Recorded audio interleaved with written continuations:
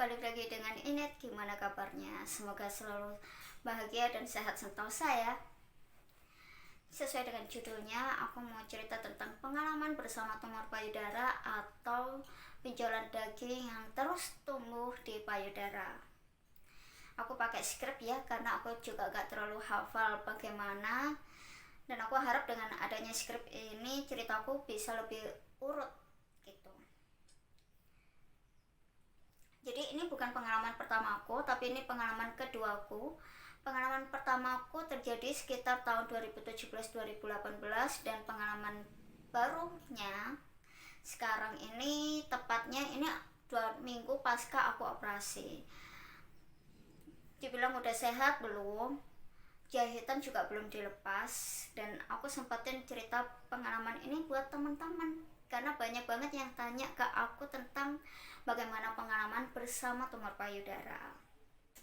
Pernah dengar informasi tentang sadari? Sadari itu penting untuk cowok atau cewek. Sadari ini bukan sadar diri, bukan, tapi periksa payudara sendiri. Jadi sadari ini siapapun kamu, cowok cewek, bisa terkena tumor payudara. Jadi jangan salah kalau ada yang bilang tumor payudara itu cuma cewek yang ngalamin, tapi cowok juga bisa loh gitu. Kayak baru-baru ini ada artis yang aku gak kenal sih sebenarnya, namanya Robby Purba, juga baru selesai operasi tumor payudara. Jadi sebaiknya kamu menyempatkan diri untuk melakukan sadari. Bukan pilihan ya, tapi kalau bisa wajib. Nah, cara melakukannya mudah kok. Kalian cukup ada di depan cermin, terus meraba, terus merasakan payudaranya. Kalau memang ada yang benjol, ada yang aneh gitu, kayak ada berubah, terus benjolannya itu besar kayak gitu, ya itu bisa jadi tumor payudara. Jadi sejak pengalaman pertama aku udah gak kaget sih tentang sadari ini, tentang tumor payudara. Akhirnya aku sekarang lebih aware dan lebih bisa menangani tumor payudara ini lebih cepat dari pengalaman pertama, karena pengalaman pertama itu udah benar-benar besar, karena aku sendiri takut gitu kan untuk periksa gitu. Akhirnya tahun ini udah lebih baik, jadi benjolannya gak sebesar yang teman-teman mungkin membayangkan, kayak bisa jadi lebih besar dari ukuran payudara itu sendiri. Bisa jadi itu, tapi sakit banget loh, karena kalau udah kayak gitu tuh kan mendesak jaringan saraf payudara kita gitu, akhirnya sakit gitu, nyeri gitu kan. Jadi kalau aku jelasin ya, benjolanku itu dia keras kayak batu, terus ketika disentuh itu sakit dan bisa berpindah posisi. Tanpa disentuh pun sakit, dia nyeri, terutama menjelang menstruasi dan ketika hari-hari pertama menstruasi. 3 hari pertama lah biasanya. Kalau teman-teman menstruasi kan kadang ada yang ngerasain payudaranya sakit kayak gitu. Nah itu kalau udah kayak gitu tumor, kalau orang yang punya tumor payudara sakit banget kalau tumornya belum diangkat.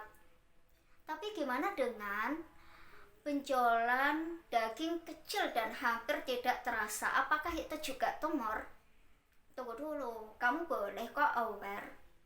Kalau ada benjolan daging kecil dan hampir tidak terasa, tapi menurutku kamu gak perlu buru-buru untuk memeriksakan diri ke klinik atau ke rumah sakit, karena berdasarkan beberapa pengalaman teman-temanku, mereka udah ke sana, ke rumah sakit atau ke klinik, ternyata kata dokternya atau perawatnya itu nggak apa-apa, karena benjolan daging ini bisa aja tumbuh terus-menerus, bisa juga mengecil seiring waktu gitu.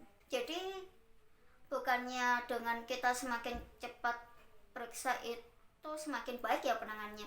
Nggak salah juga sih, tapi ya nggak apa-apa kok kalau mau periksa. Tapi aku mau cerita tentang proses pertumbuhan benjolan dagingku nih. Jadi aku udah menyadari benjolan ini kira-kira 6 bulan yang lalu. dan semakin tumbuh semakin besar kayak itu, semakin cepat tumbuhnya juga. Pertumbuhannya termasuk cepat sih kalau menurut dokternya. Jadi memang tumor payudara itu pertumbuhannya cepat sekali. Jadi dalam kurun waktu beberapa bulan udah besar banget. Awalnya sih aku masih positive thinking ya, waktu masih sangat kecil, tapi sekarang ya udah, oh ini mau gak mau pasti tumor nih kayak gitu, karena semakin besar semakin mendesak juga, akhirnya bikin jaringan yang ada di payudara sakit, nyeri kayak gitu. Nah kalau udah kayak gitu, kalau emang udah benjolannya sangat besar, terasa banget, mungkin bisa dibilang kayak bola kecil ya, bola kecil ukuran segini mungkin ya. Nah itu baru deh teman-teman harus aware, segera periksa dan mungkin sama dokternya dilakukan tindakan untuk operasi. Nah aku jadi pertama itu ke fasilitas kesehatan pertama karena aku pengguna BPJS. Terus di situ aku langsung dirujuk ke rumah sakit. Di situ aku kembali ke rumah sakit yang pernah menangani tumor payudaraku, yaitu dokter Alek. Jadi aku ke dokter Alek lagi. Di situ akhirnya dilakukan tindakan dengan operasi lagi kayak pengalaman pertama. Tapi aku udah aware, jadi aku udah gak kaget kalau disuruh operasi gitu. Akhirnya aku sama dokter Alek melakukan penjadwalan operasi. Hamin 1 itu malamnya langsung ke rumah sakit untuk melakukan rawat inap. Bedanya kalau yang dulu itu tinggal ngatur berkas-berkasnya, untuk sekarang ada swab antigen. Jadi pasiennya harus swab antigen, dan hanya boleh satu penunggu itu juga melakukan swab antigen. Jadi untuk saat ini karena kondisinya masih pandemi, tidak ada yang namanya jenguk-menjenguk, juga penunggu cuma satu, nggak boleh lebih dari itu. Wah, agak gak nyaman sih ya, karena kan penunggunya jadi cuma satu gitu, capek dong kayak gitu.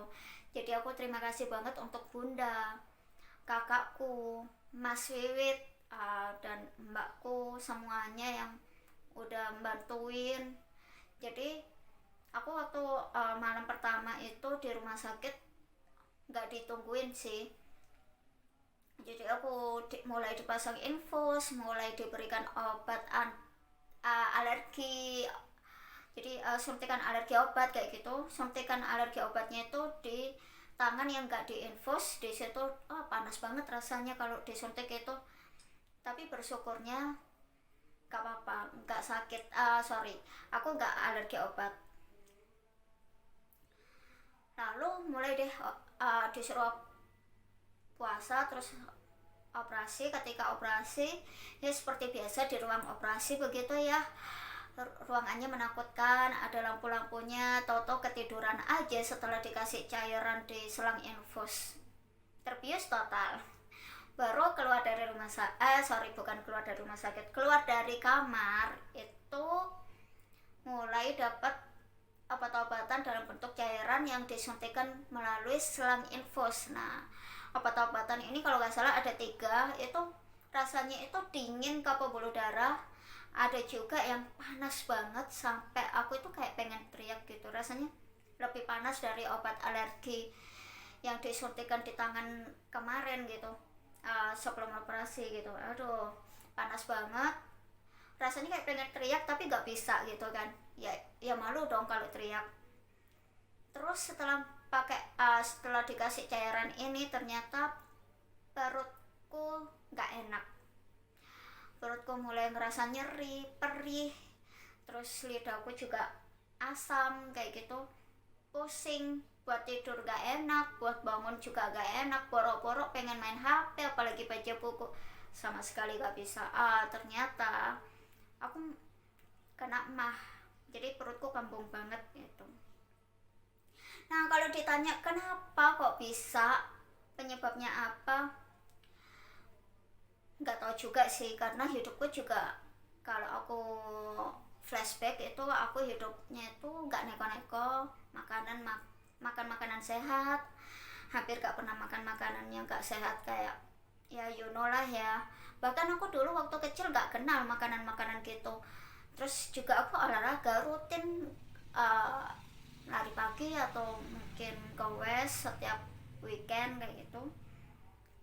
Tapi kalau aku tanya ke dokternya, menurut dokternya cuma dua kata, yaitu faktor hormon. Udah selesai penjelasannya, nggak ada penjelasan lebih lagi. Pulang dari rawat inap, rasa mahku ternyata belum juga selesai.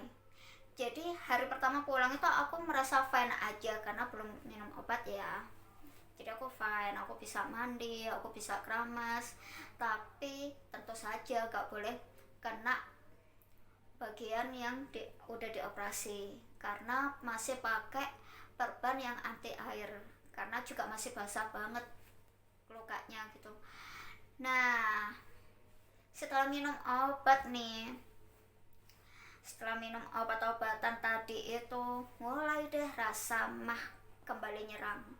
Jadi aku beberapa kali kontrol, sebelum menuju itu jadi mah lagi. Nah akhirnya waktu kontrol aku nyampein ke dokter lagi kalau aku mah. Nah di situ akhirnya obatnya ditambahin obat anti mah lagi atau diganti, aku lupa, yang jelas obatnya diganti kayak gitu. Terus lagi ternyata kontrol berikutnya masih mah lagi. Jadi kayak aku tuh mah terus sampai sekarang pun aku masih ngerasa perutku tuh nggak enak ya. Jadi kayak ini masih bersyukur sih lumayan bisa beraktivitas kayak gini. Tapi ya gitu, ini udah berkeringat kayak ya, perutnya memang nggak enak banget. Tapi udah lebih mendingan daripada kemarin karena obatnya udah beberapa kali ganti dan dokternya semakin ngerti obat yang bisa mengurangi rasa mahku kayak gitu. Dan kontrol itu gak dilakukan cuma sekali dua kali, kontrol ini juga dilakukan beberapa kali, bahkan sampai detik ini, sampai 2 minggu pasca operasi aku masih harus kontrol lagi. Jahitan juga masih belum dilepas sama dokter Alex. Mungkin kontrol berikutnya akan dilepas, I don't know. Jadi yang tahu dokter Alex sendiri. Obat juga masih minum obat, sakit mah juga masih sakit mah kayak gitu. Tapi kontrol ini juga ditanggung oleh BPJS, jadi jangan khawatir kalau teman-teman mikir tentang biaya ya. Jadi BPJS itu benar-benar menanggung semuanya, mulai dari periksa awal, operasi, rawat inap, sampai obat-obatan, kontrol juga kayak gitu. Semuanya ditanggung, kecuali nih teman-teman pengen pindah kelas, yaitu kayak gini. Misalnya pindah kelas ini maksudnya apa? Jadi kayak misalnya kalian ada di kelas 3, terus di kelas 3 ini kamarnya mungkin kurang nyaman ya, akhirnya teman-teman minta naik kelas untuk rawat inapnya. Nggak apa-apa, bisa, tapi ya tentu ada biaya tambahan untuk kamar yang teman-teman pilih kayak gitu. Kalau aku kemarin itu cukup menambah biaya untuk kamarnya aja karena aku pindah kelas, karena aku nggak pengen bikin keluarga yang nunggu aku itu ngerasa nggak nyaman. Aku pengen berada di kelas yang nyaman untuk menunggu dan juga untukku sendiri gitu. Jadi aku dapat kamar yang lumayan lah ya, premium lah. Jadi kamarnya itu enak buat tidur, terus juga bisa dinaik turunin, terus penunggunya juga dapat tempat yang juga nyaman, terus ada televisinya, ya pokoknya fasilitas rumah sakit banget lah yang enak. Jadi staycation di rumah sakit itu kemarin lumayan nyaman gitu. Sakit itu memang siapapun bisa mengalami, tapi semoga kita semua selalu sehat, bahagia gitu ya. Sehat itu sederhana. Bentar, aku lupa. Oke. Sehat itu sederhana, kamu bisa menikmati hidup aja udah cukup. Sampai ketemu lagi. Bye-bye.